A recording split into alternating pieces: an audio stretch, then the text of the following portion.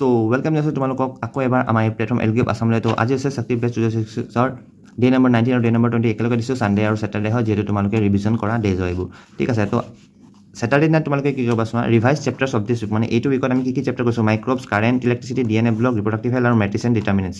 তো যাৰ যাৰ ফ'ৰ্থ আছে বায়'লজি, তেনে বায়'লজি ৰিভাইজ কৰিব নালাগে, মেডিচিন ডিটাৰমিন কৰিবা। আৰু যাৰ যাৰ মেথছ ফ'ৰ্থ আছে সিহঁতি মেথছৰ ৰিভাইজ কৰিব নালাগে, বায়'লজি ৰিভাইজ কৰিবা, ঠিক আছে।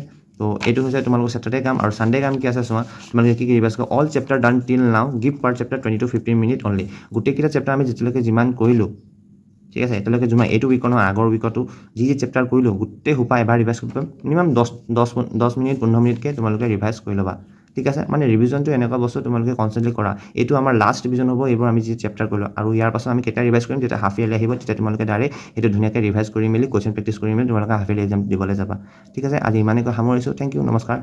আৰু কি কৰিবা, ডে 19ৰ দিনা ডে 19 টাৰ্গেট কমপ্লিটেড বুলি দিবা। আৰু ডে 20 দিনা তুমি যেতিয়া এইটো টাৰ্গেট কমপ্লিট কৰি শেষ হ'ব, তেতিয়া আকৌ এইটো ভিডিঅ'তে আহি পিনি ডে নম্বৰ 20 কমপ্লিটেড বুলি দি দিবা, ঠিক আছে। থেংক ইউ, নমস্কাৰ।